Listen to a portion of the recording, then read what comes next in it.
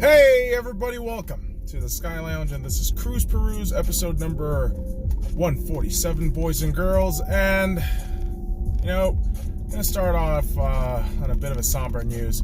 K-pop star Hara, Hara, however you want to say the name in English, but Hara, formerly of the K-pop group Hara, committed suicide over the weekend. And this is not long after one of her close friends, another K-pop, gal, and Sully, she died. She committed suicide.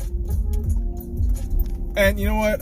Before I get into my little rant here, my thoughts are with their family, man. It's a fucking bummer. It's a terrible thing when you lose a family member and close friends and family. It's painful, man, and it's terrible. It's a fucking terrible thing. Despite the fact of what you may think about these people, that, oh, they're just entertainers, they're here for my amusement. No, these people are fucking human beings. And, the unfortunate part in all of this is a reflection of what society actually is. It's a fucking disgusting, ugly, uncaring, unsympathetic piece of shit cunt. And you have all these piece of shit people on the internet. There's just piece of shit people without the internet. Well, let's be honest about that for a second there. But you got all these fucking piece of shit assholes, saying these awful things to these young girls who are just trying to live their dreams of making a career out of singing and dancing. Okay, that's essentially what K-pop is, boys and girls. That's not newsflash. That's just what it is. All right. And while these kids are trying to fulfill their dreams, you got all these little hating ass assholes, right? Hating ass assholes fucking shit up because you know what? Because they're jealous, all right? Because they're fucking jealous little creeps. They figure it's okay to just fucking shit talk these, young gals and boys from doing what they fucking love. And I feel sorry for you motherfuckers. I do. But you know what? I'm not a fucking complainy little bitch who's gonna fucking get sad, if some little cuntbacks, talk shit. I'm not suggesting these, girls who committed suicide are pussbacks. I'm not here to suggest that at all. But the infrastructure in which they are, the K-pop, Korean media industry, it doesn't help the fucking individual. It doesn't help the human being. And this fucking cycle of perpetual self-inflicted hatred and self-violence is only going to continue in the world of K-pop. And I hate it. I absolutely hate it. Unless you dismantle the entire organization and infrastructure, nothing's going to fucking change. And I'm sorry, if there are K-pop fans out there who wanted some positivity, there is none. I'm sorry, there's just not. That industry, K-pop, is a fucking cesspool of toxic assholes, okay? Jesus Christ, dude. And it's unfortunate that I'm saying all of this. It really is. Because the reality is, I want there to be a just system. I want there to be a just system where if a young girl commits suicide basically because of cyberbullying, right? These K-pop girls and boys, really, they're getting bullied via, internet, via real person. And that kind of shit, the fans, the so-called fans, in Korean they call them netizens, these little cuntbags should be held accountable, all right? These fuckers not only should be fined, but maybe serve some significant fucking jail time for the distraught they've caused to the family member of the deceased. I can't believe I'm the fucking yelly asshole talking common sense right now. It's crazy. It's crazy, right? Yeah, it is. Fucking Christ, dude. This whole K-pop thing got me so fucking irritated and pissed off. Like, what the fuck is wrong with people? What in the actual fuck is wrong with people? It's unfortunate, man. It really is. And again, my thoughts are with their fucking family, dude, and their close friends, man. That's awful. That is just awful things to hear. And you know what's crazier too? These K-pop stars, they're the cats I grew up with. I grew up with Hara. I grew up with FX. And not even a couple of years ago, Chonghyun of SHINee. I grew up with those bands, man. as a fucking high schooler going into college, trying to awkwardly figure himself out, I got fucking into K-pop. It was flamboyant, it was fun, it was so well choreographed. The vocals, the production, it's so fucking amazing. But as much as I still appreciate it, man, it's a very dark and disgusting industry. Okay? It really is. And I feel awful. I feel awful that these fucking kids have to go through this shit. Again, kids, boys and girls who just want to live their dreams out. Who just want to live their fucking dreams out. But can't because it's this perpetual cycle of bullshit worldwide. Worldwide! It's all these fucking losers. It's all these fucking losers who got nothing. Or if they got everything, they feel so fucking empty and hollow on the inside. They gotta take their goddamn negativity and shittiness to other people. Fuck you, dude. Fuck all of you. Jesus fucking Christ. And you know what? I gotta carry on this kind of negative sauce onto the NHL. Because Bertuzzo of St. Louis has been suspended for 4 fucking games on a very nasty cross-check hit. Like, what the fuck is wrong with you, dude? What the fuck? What the actual fuck is wrong with you?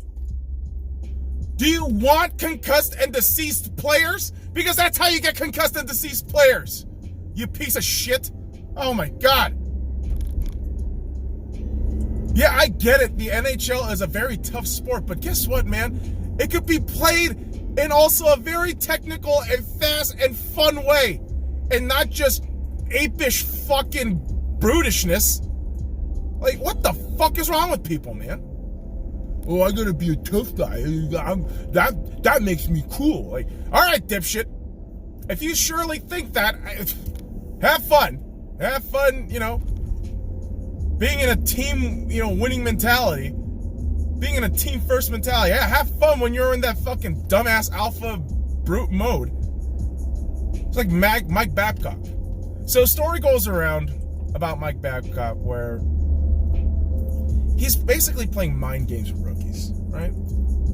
He tells Mitch Marner when he's a rookie, listen, everyone's playing poorly, but I need you to list down all the players ranked from hardest working to just slacking it out.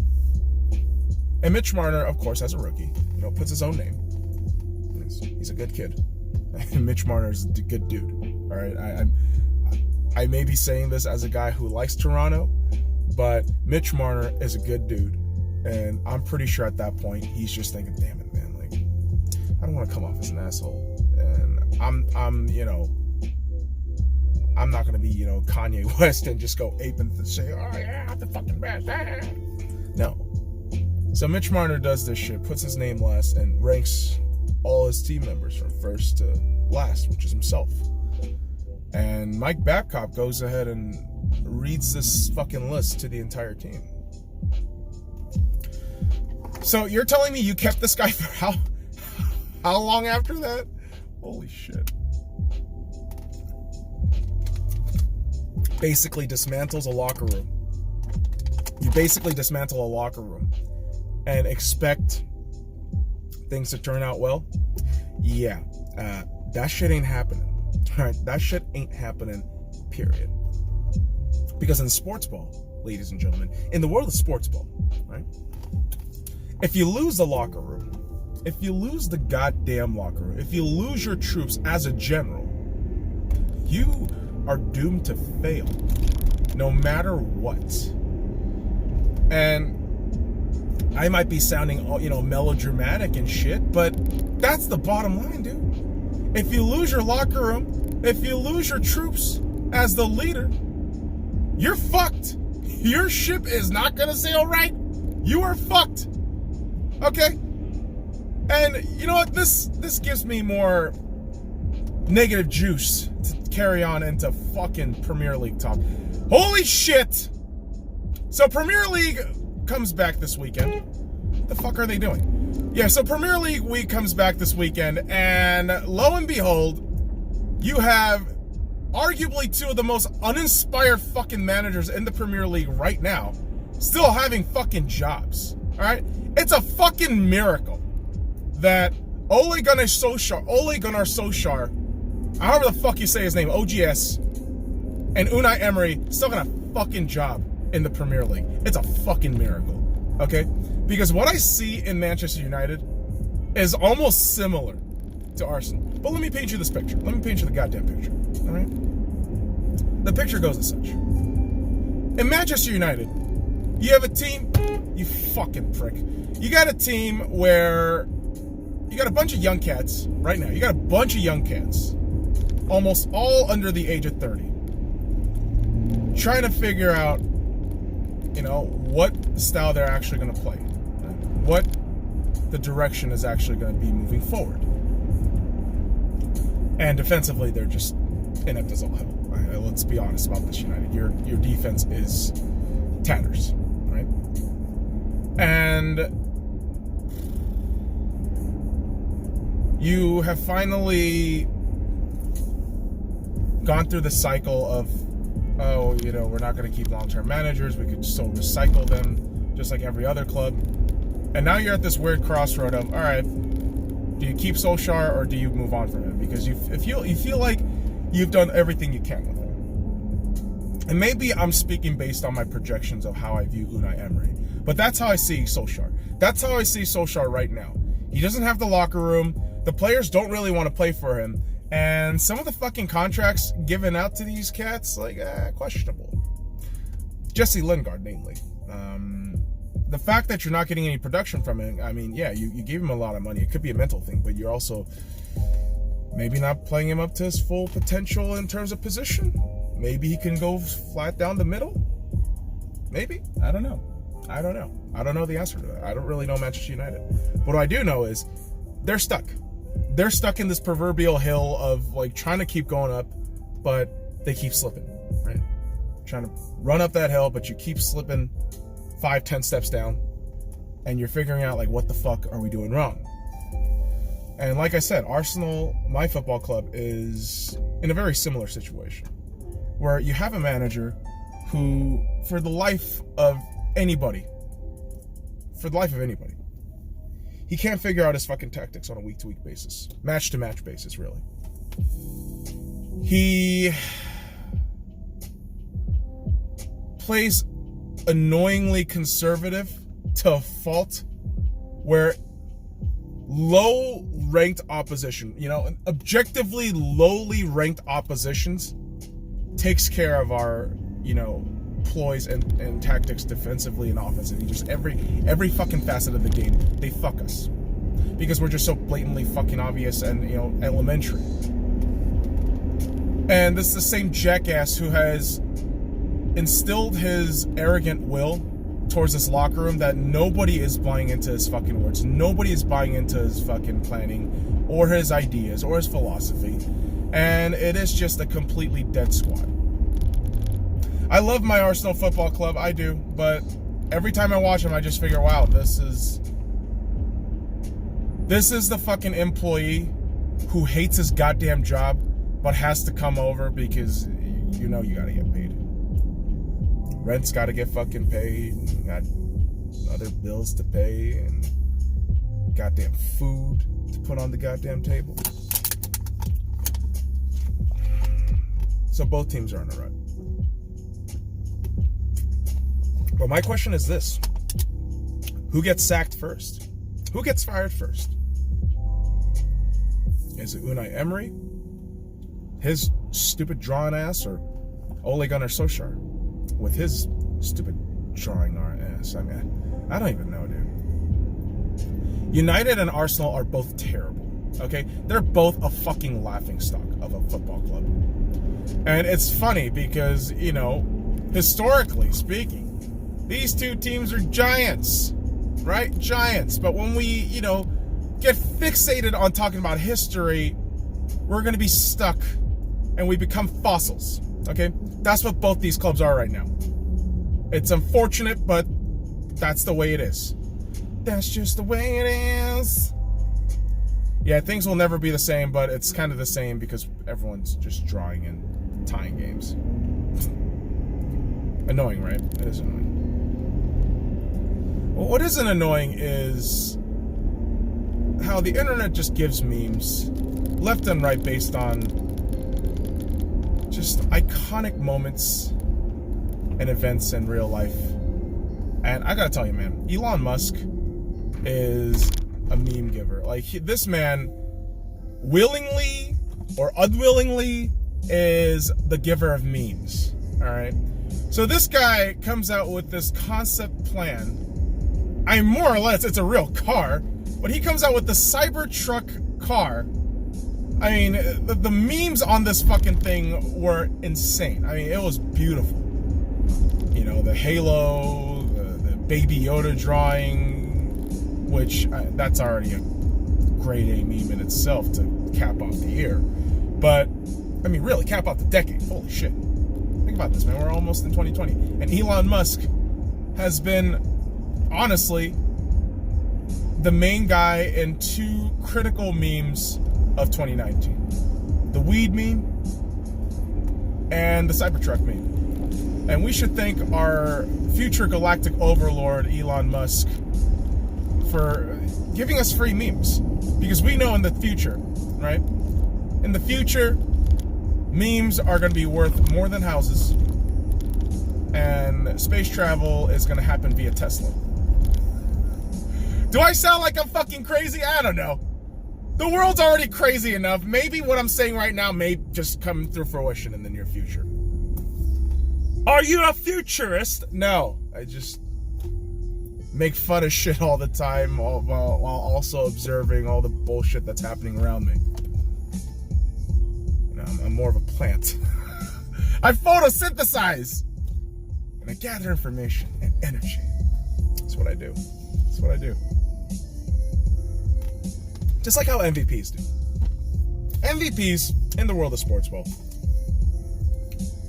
are designated from how their performance is, you know, throughout the regular season. Right? Well, at least in the North Americas.